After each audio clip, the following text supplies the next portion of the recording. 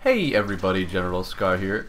Today we are just going to go over the changelog for the gun metal update that has recently come out, and we're just gonna talk about some of the weapon changes, and I'm gonna see if we're gonna have some of the stuff in the background, some gameplay with all the weapons involved. Right now I'm looking up the change list. Here we go. Okay, so there was a lot of game changes and stuff that I'm just reading it off the website right now, but I'm also going to just sort of add my thoughts on a lot of these things. So we're just going to go over some of the stuff that's pretty neat. So let's see. Added a slider to the advanced options menu that adjusts the volume of the hit sound when you damage an enemy. So that's pretty cool. You can change how loud it is, which is pretty good because I made one that was like a bubble pop sound, and it wasn't very loud, so I had to like make it louder and louder. But now I guess I could just turn that up and make it loud. Added player avatars to the target ID panel and added numerical health values to the target ID health display. So when you're like hovering over somebody, when you're like aiming at them and they're on your team, you can it shows their name and their health and stuff. Now it has numbers for their health, which is pretty cool, and it has their avatar for their tag thing. That's also pretty cool. Let's see here. What else do we have? Random damage spread is off by default, so that's pretty interesting. It makes it a bit more competitive for the multiplayer stuff that are running sort of vanilla servers, mainly Valve servers. You'd have, because existing servers have to change it, and if the server wanted it changed, it would have already done it anyway. So Valve servers, no more random damage spread. So that's pretty cool. Auto reload is also on by default for new clients. If you're an existing user, you have to change it if you haven't already. It's in the advanced options, and it's a really good thing to have because even if you're reloading, you can still attack, and it won't like affect how you can like react and stuff. So it's I don't know why you wouldn't have it on. They also changed the spy's reload animation. I'll get to that later, where it doesn't take up the entire screen, so that's pretty nice. Okay. Let's see if I can find this one here. Added teammate player glow outlines, name, and health bars for spectators. And this is really cool. Think of it as if like CSGO, whenever you die, you can see all your teammates and stuff with the outline and their health over it and stuff. You can do that now in Team Fortress 2 by default, so on Valve servers and whatever has it enabled. It's really cool, and it really helps you see where everybody's at when you're dead, so you can go there instead of somewhere they're not, and then just get like lost and destroyed and stuff like that. So you know, that's really nice to do. They added get key and open backpack context options for crates and cases. So now instead of having to like go into the store, buy it, like find the key and then buy it and then open it in the thing, you can just buy the key from the backpack and then buy the key and then open it from the backpack. And also added sell to Steam Marketplace backpack context option for eligible items. So you can just do that from the backpack now. These are only some of the things. I'm not reading all of them because there's a lot. A lot of it's kind of just like fixes and stuff and like minor things. You could read it all if you go to the updates page of Team Fortress 2 and look for the gun metal update one. Let's see here.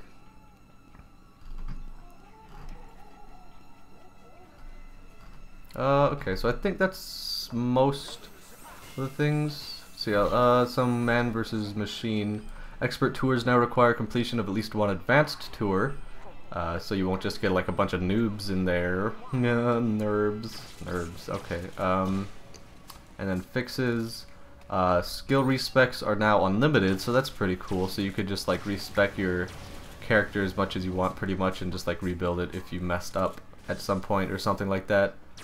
And you can only get skill respecs between waves, so you can't do it in the middle of a wave. So now we're gonna get into some class changes, and there's only 3 class changes, sort of 2. Heavy is a little bit weird. So they changed the way that some of the cloaks work and stuff. So for the spy no longer smacks himself in the face while reloading a new revolver. So no new spy revolver reload animation that does not block the crosshair. So you can actually have auto reload on the spy revolver and not have it be the most annoying thing in the world, which is awesome. Let's see. Changing to a new disguise while already under a disguise takes half a second instead of the normal 2 seconds to disguise. So if you're already disguised, you can switch disguises a lot faster than you could have before. Pressing reload in the disguise menu will toggle the disguise team. So if you're on blue, you're going to automatically disguise as a red team, but if you hit reload, you'll change to a menu that lets you disguise as a blue team. So that's pretty cool. You used to be able to do that, but you had to like bind a key to it, or it was like default I or something. It was some really weird thing, and it's just a pain in the butt. So that's nice that they did that. While invisible, Spy receives 20% less damage from all damage sources, so you take less damage while you're cloaked. And while you're cloaked, Spy has reduced timer on debuffs like Fire, Rarity, Milk, and Bleed, so those things go away faster when you're cloaked. Which I think is kind of weird. I don't know. It seems to be kind of fast for that, and I don't have much experience with it so far, but I think it's probably gonna get fixed. It might have already.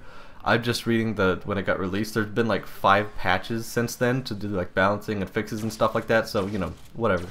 And Spy decreased the damage penalty on sentries sapped by the Spy from -66% to 33%. So if you're shooting a sentry that you've sapped or is being sapped, you'll do more damage to it.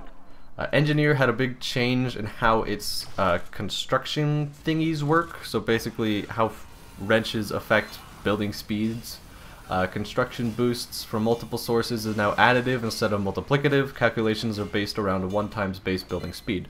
Increased base wrench construction speed on hit boost by 50%. Buildings now build 2.5 times faster instead of just 2.5. Additive of 1.5 times plus base speed. I don't know what any of these words mean. It's just something they wrote, and I don't really know how this factors into it. But it seems to be about the same amount of speed time building, except some of the changes they made, mostly to the Jag.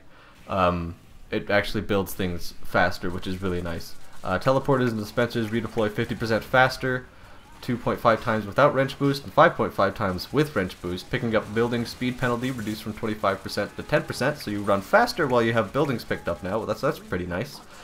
When you change your wrench, you no longer destroy all the buildings. The only time you destroy it is the sentry, and if you change from like the gunslinger to another wrench, so then it'll just change the sentry type, and then it'll destroy the sentry, because you know that's not really fair. So that's pretty cool, because then you could get like the one that teleports you. I can't remember the name of it right now, but you know what I'm talking about. You could go there, you could build a teleporter out in the base, teleport back to the thing, build a teleporter entrance, build that, change to like the Jag or something, and then like go and build a sentry really quick. So that's really cool. And then, you know, change to a normal wrench or something, so you don't have to, because they changed a bit of the Jag. I'll get into that when we get to there. So that's pretty cool. Building repair cost increased from 20 metal to 33 metal to repair 100 health per wrench hit. So it takes more metal to repair buildings. And then this last one for the engineer and the heavy are kind of the same thing. Level 2 and level 3 sentries have less passive damage resistance against heavy miniguns. Level 2 sentry minigun resistance changed from 20% to 15%, and level 3 changed from 33% to 20%. So basically, level 2 and level 3 mini sentries now take more damage from the heavy's minigun. I didn't know they had any sort of resistance to it. Maybe they just have a resistance to all weapons, or they just change it to from the minigun for whatever reason. I don't really know. So now we're going to get into the weapon changes, and I don't really have a list of all the classes these are in, but you should be able to tell if you know what they are anyway. So, Spycicle, this is for the Spy, if you couldn't tell. Change fire immunity from 3 seconds to fire immunity for 1 second and 10 seconds of afterburn immunity. Remove silent killer attribute, and Spycicle recharge timer can be reduced by picking up ammo boxes. So it's less of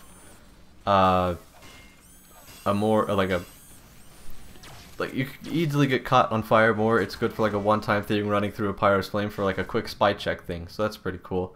And if they're catching you on fire for 10 seconds, if you can survive that, you can just sort of walk out of the way and you won't have any afterburn. So that's pretty cool. And then it's not a silent killer anymore, so people will be able to tell more if it's not as OP basically. But then it'll recharge faster if you pick up ammo boxes. The Enforcer is a spy pistol. Changed 20% damage bonus while undisguised to 20% damage bonus while disguised. So now you do more damage with the initial shot out of a disguise than you did without being disguised. So that's pretty cool. Big Earner adds 3-second speed gain on kill. So that's also pretty cool. I've seen a couple people use it, but I mean that's probably just because the update is here. I don't know how much speed exactly. Probably as much as the whip from the soldier has, or something like that. I don't really know. Uh, but we'll see as time goes on if people are actually starting to use it. The kunai got a buff for some reason. Health penalty reduced from 65 less to 55 less. So now you have 70 health instead of 60 health? 65 health? I don't remember how much it was before. Maximum health gain of 75 on kill, and then you can get a maximum overheal, which was increased from 195 to 210. Maybe you got more than 75 health per kill, I think, actually. You got like all their health back as overheal, so maybe it didn't get buffed, but it got changed. That's pretty interesting. The cloak and dagger, you could now recharge the cloak meter while not invisible by picking up ammo boxes, so that's really helpful considering how quickly that it sort of drains just normally walking around, so that's pretty cool. They added some changes to the Dead Ringer as always. Triggering Feigned Death instantly removes 50% of the cloak meter, but they changed increased drain rate to a reduced drain rate, so overall it's about this. It's the same amount of time that you're cloaked. It just put it down. It starts at like 50% for some reason. Decreased cloak regen rate from 80% to 50%, so it regens slower. When Feigned Death is triggered, the spy receives a 3-second speed boost. Initial attack that triggers the Feigned Death has the damage reduced by 50%.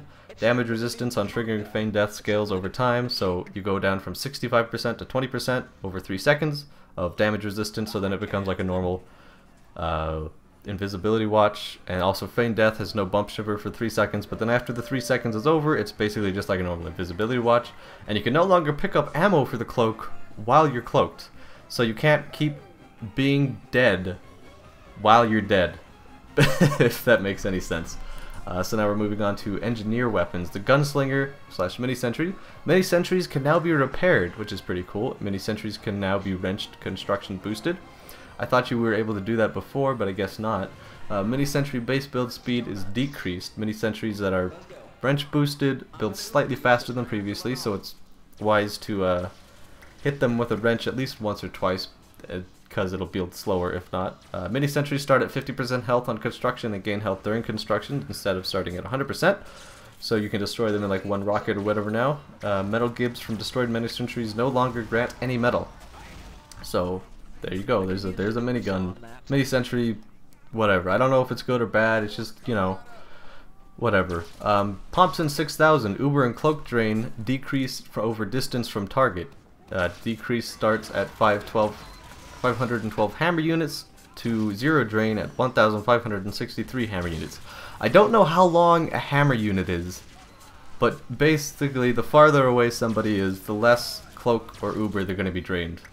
Wrangler, ammo and repair given to a shielded sentry is reduced by the strength of the shield, 66% reduced when shield is active, so you are able to heal it less and give it less ammo while the shield is up. And the engineer death keeps the wrangled sentry shielded and disabled for 3 seconds when previously it was only for 1 second. So that's, I think that was probably like just a bug or something, I don't know. It sounds like they programmed it intentionally that way, but whatever. So with the Jag, this is one of my favorite ones, is with the change to the base construction boost, Jag bonus has improved. The Jag is actually, I feel, good to use. When you hit things with it, it feels like it's building very fast. They also added a 15% swing speed to it. Let me just let's see. 30% increase of 1.5 times makes a total of 1.95 times construction boost on it, and then it added a 15% swing speed, so you're swinging faster. But they added a 20% repair penalty, so repairs only give up to 80 HP per swing instead of 100, but you're swinging it faster, so it's not as big of a thing as it seems. It's a little bit, I mean, it's still less than normal, but it's still, you know, whatever. Short circuit, projectile destruction has been moved to the alt fire at the cost of 15 metal per shot, and a half a second cooldown between attempts and refire, and you can no longer pick up buildings when the short circuit is deployed. So that's pretty cool. They've been rebalancing this weapon like forever, and it just keep changing it. I don't know if it's good or what, but it's there. The Eureka effect, that's the teleport wrench. Previous penalties have been removed and replaced with the following. Construction hit speed boost decreased by 50% and 50% less metal from pickups and dispensers. So you no longer have like a penalty of building your sentries and stuff. Instead, they take 50% longer to build when you hit them. It has half as much. It's half as effective as it was when you're wrench constructing it. You know, wrench boosting it. But it's I think construction hit speed boost. Yeah. Okay. Yeah. So when you're hitting it with the wrench, it'll build faster, but not as fast as normal wrenches. And then you get 50% less metal from pickups and dispensers, which doesn't really matter that much since you can just teleport back to spawn and then teleport to wherever your teleporter is at, so you can just get full whatever whenever. So that's pretty nice. Babyface's blaster added boost reduction on taking damage and increased amount of boost lost on air jumps. So you lose more boost when you do a double jump, and you also lose boost when you get hurt. So that's pretty cool. I heard some complaints, I guess, about that, where it's you know, too fast, too quick. Shortstop no longer uses secondary ammo and now uses primary ammo instead. That's very nice, because whenever I tried to use the shortstop, I always had like the pistol with me and I always ran out of ammo, and whenever I needed to use the pistol I couldn't because I was out of ammo. So that was really annoying, but that won't happen anymore. And also healing and knockback passives are only active when the weapon is deployed. So I guess that was whenever you just had the weapon equipped. Now it's whenever it's deployed. Pretty Boy's pocket pistol passive effects are only available when it's deployed, like the shortstop. Remove the plus 15 health, max health passive, added up to plus 3 health per hit, and change damage vulnerability from 50% of fire to 20% of all sources. So it's kind of like the Bloodsaga, where you add 3 health per hit, but it's with the pistol and the scout. So that's pretty neat. Fan of War now crits whenever it would normally mini crit, and reduce damage penalty from negative 90% to negative 75%, so it does slightly more damage than it used to. Crits whenever it normally mini crit. I don't know if that means that if you hit a mini crit on an affected target, it will be a crit, or if it's just with the Fan of War, so if you hit a person twice it'll do a crit instead of a mini crit. I should test that out. I don't know exactly. Now for the airstrike, this is for the soldier. Remove clip size penalty, so now it has 4 shots. Reduced radius penalty from negative 15% to negative 10%, so it's got a bigger blast radius. Reduced damage penalty from negative 25% to negative 15%, so it does more damage. And rocket jump blast damage reduction from negative 25% to negative 15%. So I think that either means you do more damage to yourself or you do more damage to the people around you when you do a rocket jump. I think that means you do more damage to yourself on a rocket jump, but it's still less than normal. So Equalizer and Escape Plan, one of my absolute favorite changes of this update. No healing penalty. Changes the no healing penalty to 90% less healing from medics while active, which means that if you're a medic and you're healing a soldier and he takes out his escape plan for whatever reason, you no longer stop healing him. You just you keep healing him, you just heal him a lot less. So that's really, really nice. The black box, they changed how the health works. Changed plus 15 health to plus 20 health on hit. And then now it's basically the blast damage around where you hit. Anybody it hits, that amount of damage gets added up and gets capped up at 20 health. So you can get 20 health per hit, but if you hit more than one person now with that, then like it adds up to 20. So that's really nice, because before it would only be like one person that would get hit. But you can also get less than 20 health if you don't do enough damage, so that's pretty interesting. Liberty Launcher now has a 25% clip size, so now you have 5 shots instead of 4 shots, so that's pretty cool. I'd probably start using that. I mean, it has 25% damage, less damage, but it's got an extra shot, so what? I think that evens out. Something like that. So that's and it's, you know, 40% faster, so there you go. Battalion's backup fixed an issue that caused rocket jumps to decrease when it was active, so you would not jump as high, I guess, with that. Tide Turner, this is for the demo man. Self damage no longer decreases charge while charging. Fall damage no longer decreases charge while charging. And amount of charge taken away on damage when charging reduced from 3 to 1 point per damage. So you lose less charge when you get hit while charging. Bootlegger and the Alibaba Wee Booties added 10% movement speed bonus and changed 25 charge on charge kill to 25 charge on melee kill, so you no longer have to do it out of a charge kill. So you could just kill 4 people, get a charge right away. You probably only have to kill 3 or 2 before your charge recharges, especially with the Tide Turner. Maybe with I don't know whatever, you know, and then you get the charge. Cladamore, whatever that is, I think that's a long one. Same thing, 25 charge on charge kill, it changed it to a 25 charge on melee kill. Lock and load changed 20% damage bonus to 20% damage against buildings, so it does not do as much damage against against people as it did. And I saw an image where it showed that the price of lock and loads went down after this update because of that, so not as many people are going to be using that, I guess.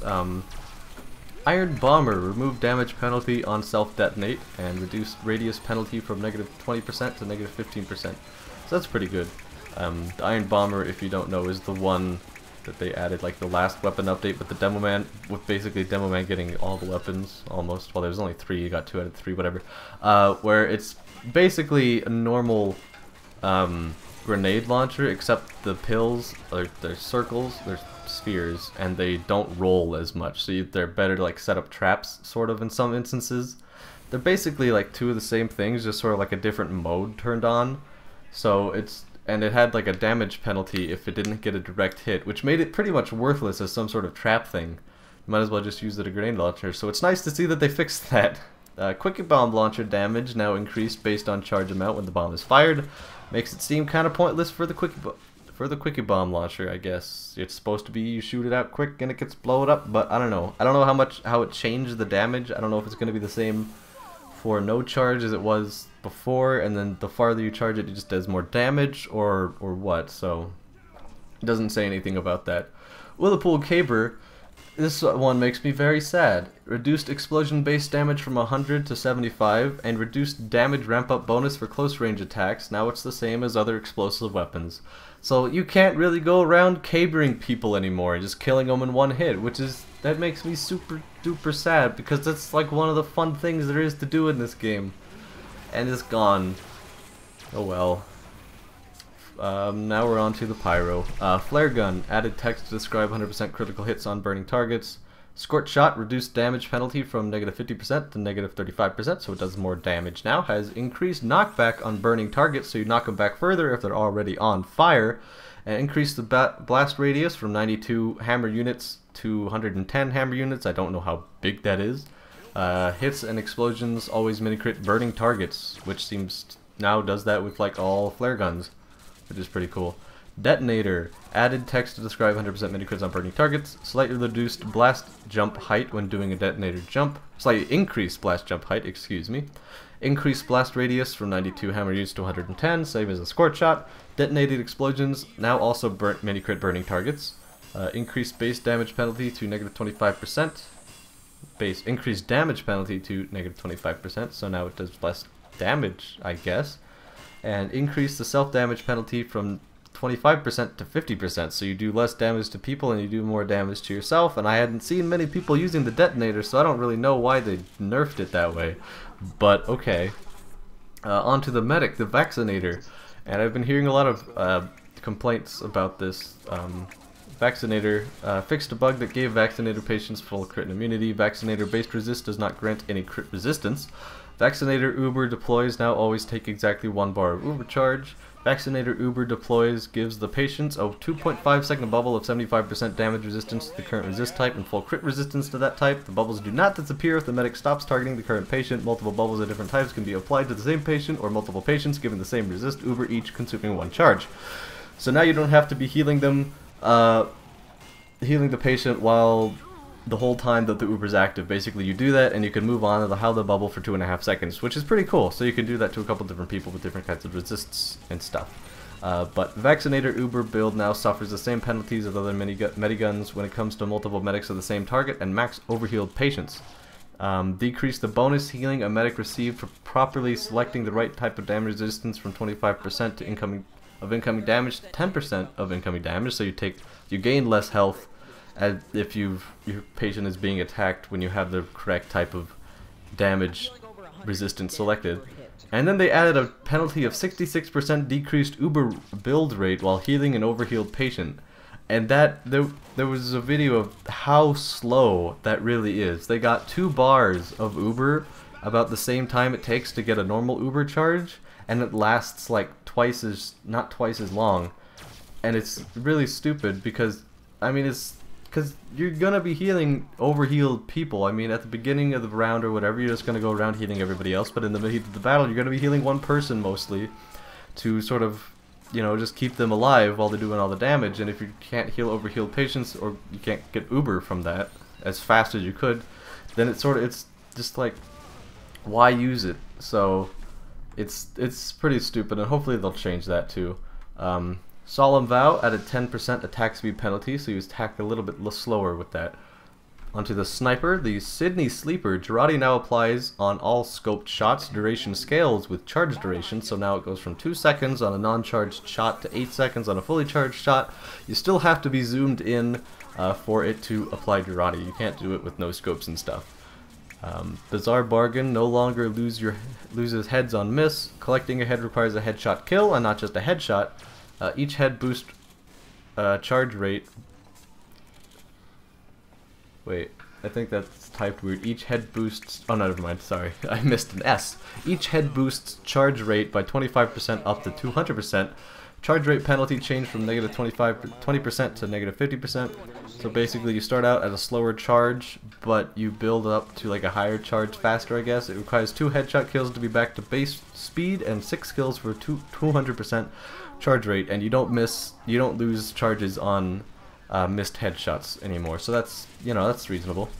The Bushwhacker changed penalty from 20% fire vulnerability to 20% damage vulnerability while active. Natasha added 20% damage resistance while spun up, and stun has fall off, so the farther away you are, the less stun it'll do. The less it'll slow people down. And then the Brass Beast also has a 20% damage resistance while spun up. These are for the heavy, by the way, if you didn't know that. Brass Beast has 20% damage resistance while spun up, so now it's more of like a tank weapon, because that's sort of how it was meant to be in the first place, I think.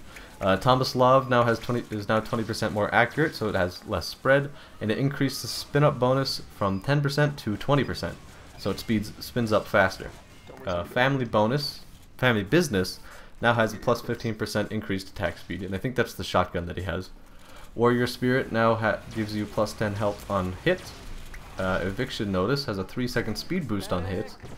Dakola's Bar now has 10-second cooldown on use, can be overhealed up to 400 HP, and can be thrown as a small medkit for other players to use. I guess you couldn't throw it before, now you can, and you can heal yourself up to 400 HP. And only gotta wait 10 seconds to overheal yourself again, so that's pretty cool. All lunchbox items updated the description to note that these items can be thrown to supply players with a medkit, so that's pretty nice. I've been noticing a lot more heavies have actually been throwing out sandwiches at me and other people, which is pretty cool. Let's see, the Panic Attack, this is for all classes. It's the one, I think it's the one with the Pyro and the Soldier have, where it does many crits to people in the air. Base fire rate increased from 15% to 30%, so it shoots faster. Base reload speed increased from 33% to 50%, so it reloads faster, and increased switch to speed by 50%. So now it switches weapons faster as well. So that's all the weapon changes that happened that were in this. I think there was one that they didn't include.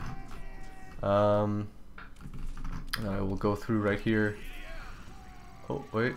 Yeah. Oh,